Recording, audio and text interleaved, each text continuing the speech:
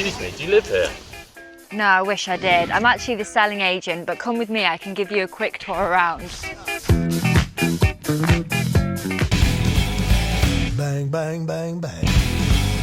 Hello, my name's David Varley. This is the Talk Property Podcast, and on today is Grace Wilkinson, who runs Fine & Country in North Yorkshire and Durham. How are you, Grace? Good, thank you, David. How are you? Very, very well. Are you a local girl? I am, yes. So I grew up in a little village just outside of Richmond, North Yorkshire, but my mum's side of the family are all from Barnacastle, County Durham. My dad's from a big farming family in County Durham as well, so know both of our areas really well. And does that help, when it comes to meeting people that you associate with from childhood, really? Yeah, I think it helps. We get a lot of people that are relocating to the area as well, because a lot of our area is so rural. So it is really helpful on viewings to be able to tell people, this village has a really great pub and you've got this nearby and all that kind of thing.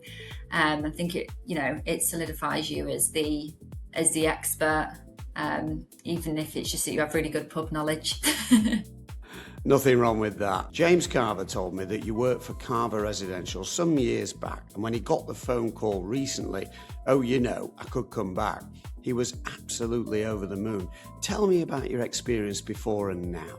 Yeah, so I've been in property since I was 19. I'm now 28, so it's kind of all I've ever really done it in my professional life. The first job that I had, I was working for a completely brand new business, and I was their first ever hire. So that was an amazing opportunity. I got to be a real sponge and just learn everything inside and out.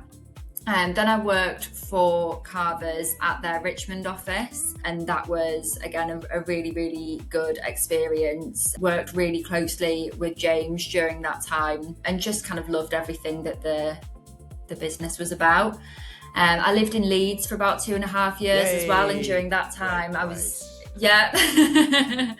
And during that time, I was doing recruitment, but for the property industry. I absolutely loved my time in Leeds. I don't think recruitment was it for me, and especially recruiting for the property industry. I'd so often be speaking to clients and they'd be telling me about these roles that they had, and I was thinking, I want to do that.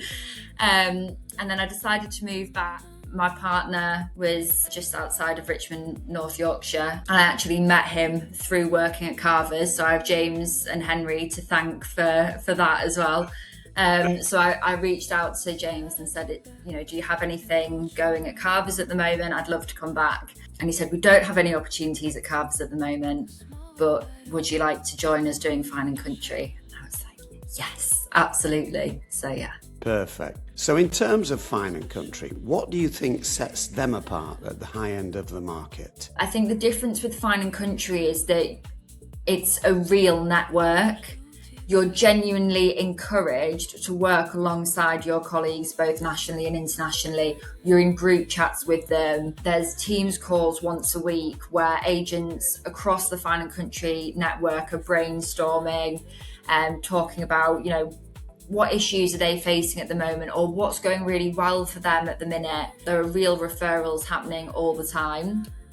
So I think our clients can really, really benefit from that. We're not just an agency that also have an office in wherever, but we never speak to them. It's a genuine network. And ultimately, I think what we offer from a marketing perspective is just kind of really, really hard to beat. Welcome to Old Road End, a detached I have looked at some of your social media content. You come across fantastic, very, very confident. Was that just natural? Henry and I like to joke that it's because I did a GCSE in drama.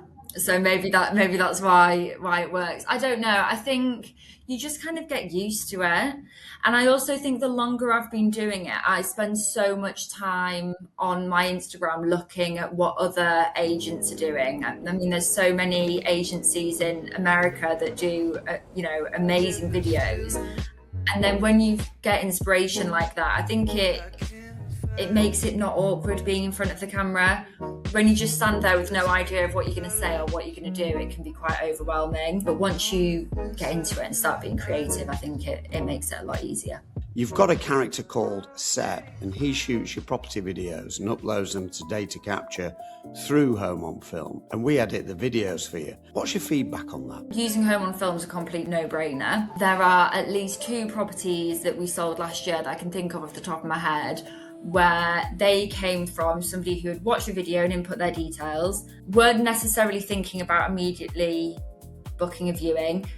They were either, in the really early days of their property search, or as, sign of the times in the market last year, their property was on the market, but they hadn't had any interest yet, so didn't want to view something and get their hopes up.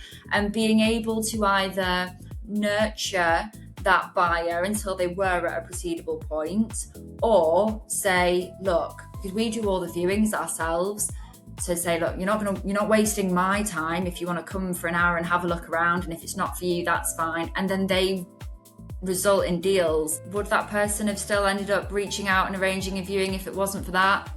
Maybe, but I think that relationship building is so important. So yeah, we find it really, really helpful from a feedback perspective with clients as well as a lead generator. The videos you're doing are fantastic, but there can be a downside, can't there? Yeah, I reckon I can do it. I can't do it. Once you put someone else in the room with me or looking at me, can't do it, get stage fright. So Henry very kindly made a full blooper reel of me. I'm gonna have to cut out all those figures. Like, if you rewind it a little bit. No way. Which was quite funny to watch. But yeah, it's not always a one-take wonder. Absolutely not. So away from the office, what does Grace do? I used to run a lot as a child, really enjoyed running.